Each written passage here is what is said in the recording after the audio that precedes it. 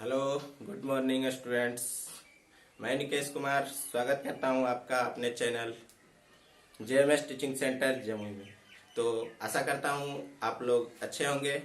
तो अगला हम लोग बात करते हैं आज ये जैसा कि हमारा चल रहा था चैप्टर द्विघात समीकरण। तो द्विघात समीकरण का पार्ट 3 है ये। बात करते हैं हम लोग आज कि द्विघात समीकरण के मूल निकालना है यानी शून्यक निकालना है, लेकिन किस विधि से? पूर्ण वर्ग विधि बनाने द्वारा, क्योंकि ऐसा सवाल पूछा जाता है।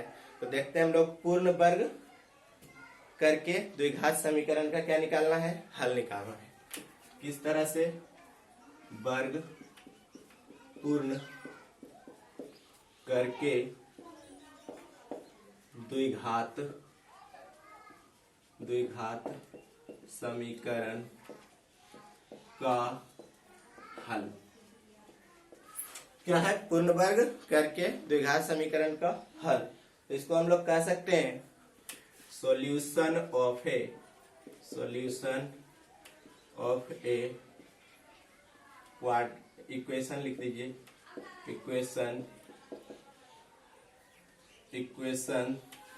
Solution of A equation by completing the square। तो आज हम लोग जैसा कि आप लोग को बताए थे कि क्या होता है ax square plus bx plus c बराबर 0। ये हमारा द्विघात समीकरण का रूप होता है। तो इसको हमको क्या करना है कि वर्ग पूर्ण करके आपको इसका मूल निकालना है। तो सबसे पहले लिखेंगे दोनों ओर a से भाग करने पर,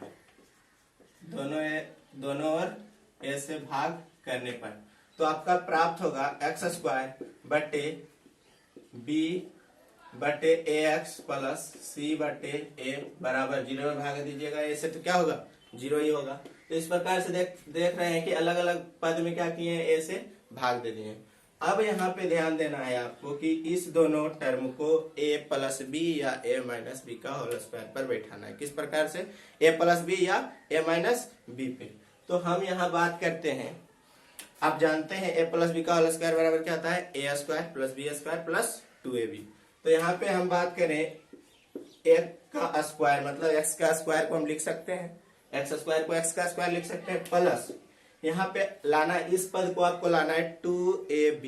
अब कहेंगे कि लाएंगे कैसे, क्योंकि वहां पे तो 2ab है नहीं। देखिए मैं आपको बताता हूं, बहुत ही आसान। 2 होता ही है, x यानी a मेरे पास मिला हुआ है। अब यहाँ पे ध्यान देंगे कि b को इस प्रकार से खोजना है कि काटने पर मेरे पास b बटे a x ही प्राप्त हो, लेकिन वो किस टर्म में आ जाए? 2ab के टर्म में आ जाए। तो यहाँ पे लिखेंगे हम b बटे a, और इसको देखिएगा हमको लाना है b बटे a इंटू एक्स, लेकिन यहाँ देख रहे हैं कि 2 मेरे पास क्या हो रहा है? बढ़ रहा है। तो इसका मतलब है 2 ऊपर में बढ़ गया है तो नीचे में क्या करना पड़ेगा? हमको गुना करना पड़ेगा। तो यहाँ हम लिख सकते हैं 2a। अब यहाँ पे जैसा कि प्राप्त हो गया हमको a square 2ab plus b square होता है, ठीक है। तो यहाँ b का मान मेरे पास क्या आ गया? ये आ गया, ठीक है। ये आ गया क्या?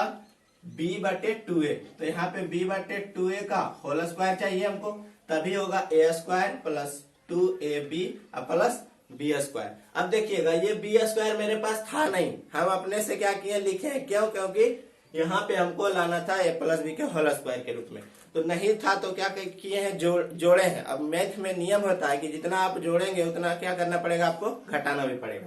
तो यहाँ पे लिखते हैं बी स्क्वायर मतलब b बटे 2a का होल स्क्वायर प्लस c बटे a बराबर क्या?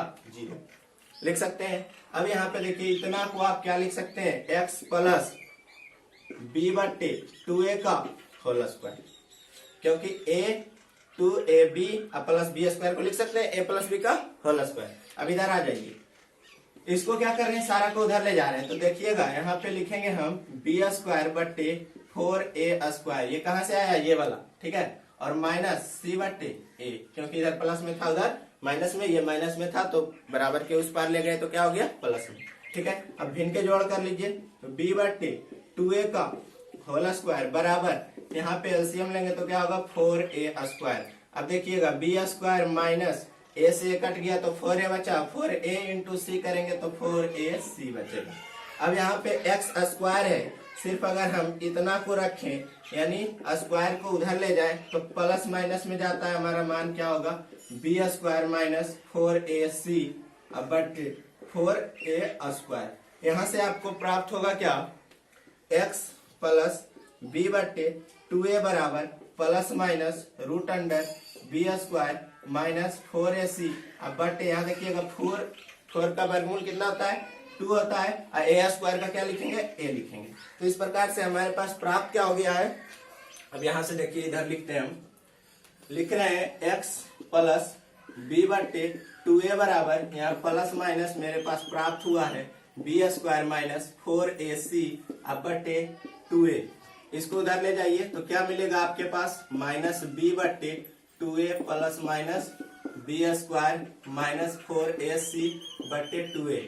x बराबर क्या प्राप्त होगा, 2a minus b plus minus root under b² minus 4ac। इस प्रकार से हम, मेरे पास आपको बताए थे अल्फा और बीटा दो मान होता है, तो अल्फा बराबर एक आप ले सकते हैं plus minus plus root under b² minus 4ac बटे 2a। बीटा बराबर आप लिख सकते हैं minus b minus root under b² minus 4ac बटे 2a। तो इस प्रकार से आपका जो है ये क्या आ गया, इसी को हम लोग क्या कहते हैं, इस प्रकार से भी लिख सकते हैं, मिटाते हैं इधर, ठीक है। इसको आप इस प्रकार से भी लिख सकते हैं, क्या लिख सकते हैं, अल्फा बराबर लिख सकते हैं आप minus b plus root under b बटे 2a। अब बीटा बराबर लिख सकते हैं minus b plus minus b बटे 2a। ध्यान दीजिएगा यहाँ पे हम d लिख दिए हैं, d मीन्स होता क्या है, d का मतलब होता है डिस्क्रिमिनांट। क्या होता है,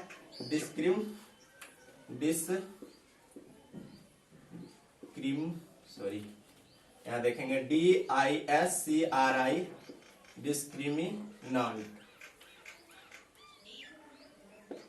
NANT, जिसका हिंदी में बोलते हैं विवेचक। क्या बोलते हैं, विवेचक, या इसको विविधकर भी बोलते हैं। क्या बोलते हैं, विविधकर, ठीक है, विविधकर, ठीक है। चलिए हिंदी आप याद रखेंगे, विवेचक या डिस्क्रिमिनांट। अब ये डी क्या होता है, डी किसको कहते हैं हम लोग, तो याद रखेंगे द्विघात समीकरण का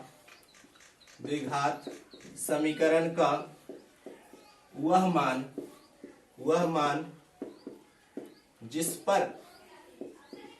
पर आज तक आप लोग सिर्फ डी जानते होंगे कि डी किसको कहते हैं, लेकिन आज जान लीजिए कि डी कहते किसे हैं, ठीक है। तो द्विघात समीकरण का वह मान जिस पर समीकरण का मूलों की प्रकृति निर्भर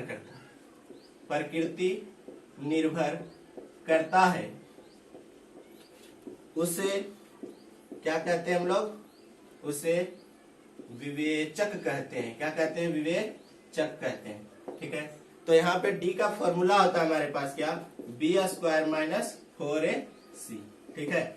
अब ध्यान दीजिएगा, आपको ऊपर बताया है अल्फा बराबर minus b plus root under D बटे 2a, बीटा बराबर minus b minus root under D बटे 2a। इसे हम लोग द्विघाती सूत्र भी कहते हैं। क्या कहते हैं, अल्फा बराबर minus b plus root under D बटे 2a।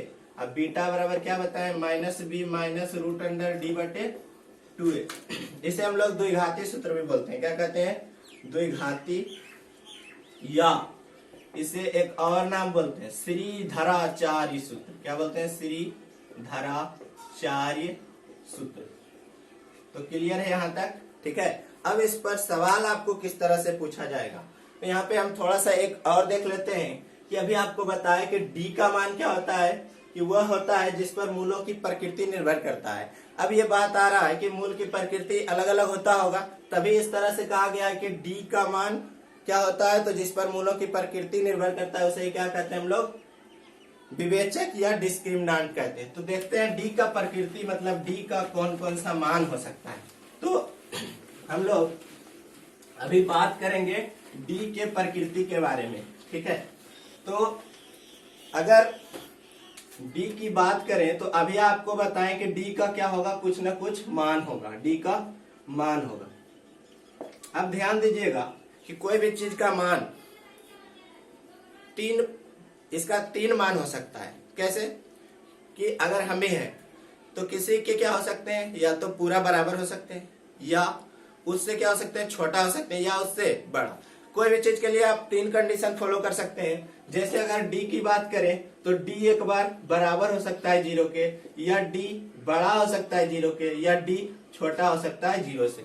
यही तीन कंडीशन आएगा, इसके अलावा और कुछ आपके पास नहीं आएगा, ठीक है।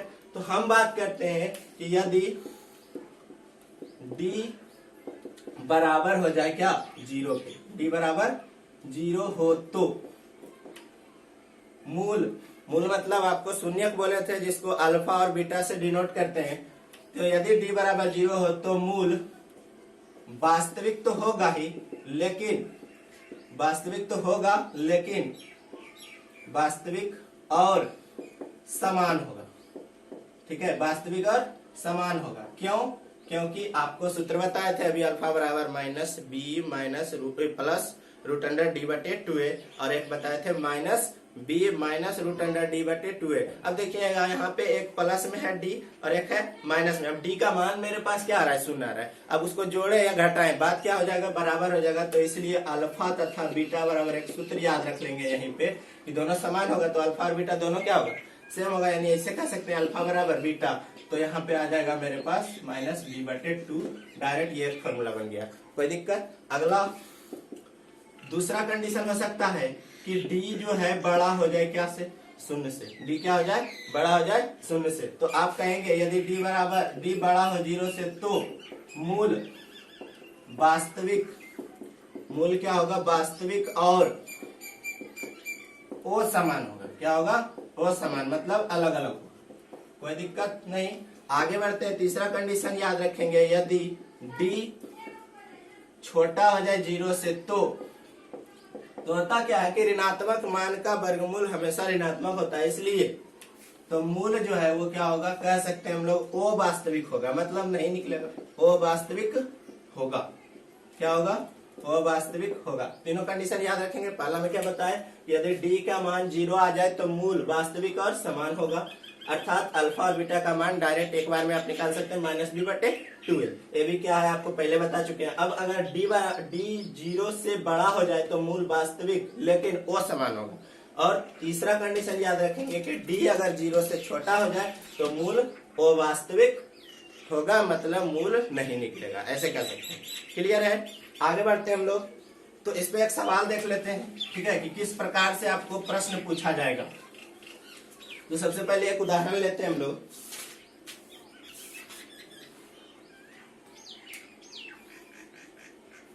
चलिए उदाहरण ले लेते हैं, 2x square plus x minus 6 बराबर 0।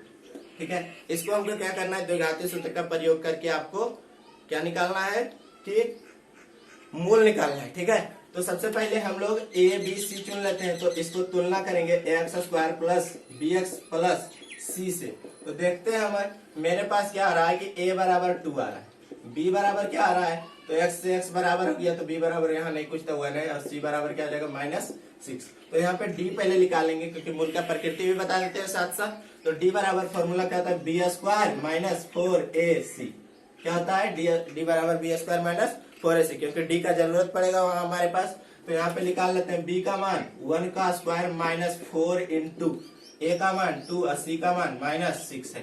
तो 1 minus plus sorry minus minus क्या हो जाएगा प्लस, 4 दूनी 8, 8 6 48। तो हमारे पास आ जाएगा क्या 49। कोई दिक्कत? अब अल्फा बराबर आप लिखेंगे क्या, माइनस बी माइनस की plus plus root under D, D मतलब बी स्क्वायर माइनस 4ac। तो बैठा दीजिए, क्या लिखेंगे, -1 प्लस रूट अंडर डी का मान 49/2, ए का मतलब 2। अल्फा बराबर मेरे पास क्या आएगा, -1 प्लस रूट अंडर 49 का वर्गमूल कितना होता है, तो 7 होता है। ठीक है, तो 7/2 दूनी 4। अब यहाँ देखेंगे 7 में 1 घट गया तो 6/4 यानी 3/2, यानी अल्फा का मान कितना आया आपके पास, 2 आया। अब हम लोग अगले बीटा निकाल लेते हैं, -b minus root under d/2a। चलिए, -1 माइनस रूट अंडर 49/2 इंटू 2 बराबर -1 माइनस 7 इतना 4 माइनस 8/4 4 2 -2, यानी अल्फा का मान आपके पास 3/2 आया, बीटा का मान कितना आया, -2। कोई दिक्कत, चलिए कोई दिक्कत नहीं है। तो आशा करते हैं आप लोग को समझ में आया होगा, और इस प्रकार से आप पूरा चैप्टर बना सकते हैं। ठीक है, अगला टाइप और है, तो हम लोग यहाँ से अब आप पहले बनाएंगे, उसके बाद अगला वीडियो में, नेक्स्ट वीडियो में मिलते हैं हम लोग एपी के साथ। ठीक है, क्योंकि अदर जो है सवाल वो है हमारे पास क्या, लैंग्वेज से संबंधित प्रश्न, तो वो आप बना लेंगे। अगर दिक्कत हो तो कमेंट करेंगे, और अगर हमारा वीडियो अच्छा लगता हो तो आप लोग लाइक करें और शेयर जरूर करें, क्योंकि आप ही का सपोर्ट किसी को क्या कर सकता है, इस कोरोना महामारी के रहते हुए भी अपने पढ़ाई को क्या कर सकता है, वो जारी रख सकता है। ठीक है, तो प्लीज आप लोग एक छोटा सा सपोर्ट करेंगे तो क्या होगा, किसी का जिंदगी बन सकता है। तो आज आशा करते हैं आप लोग ज्यादा से ज्यादा शेयर करेंगे। ठीक है, मिलते हैं नेक्स्ट वीडियो में, तब तक के लिए बाय।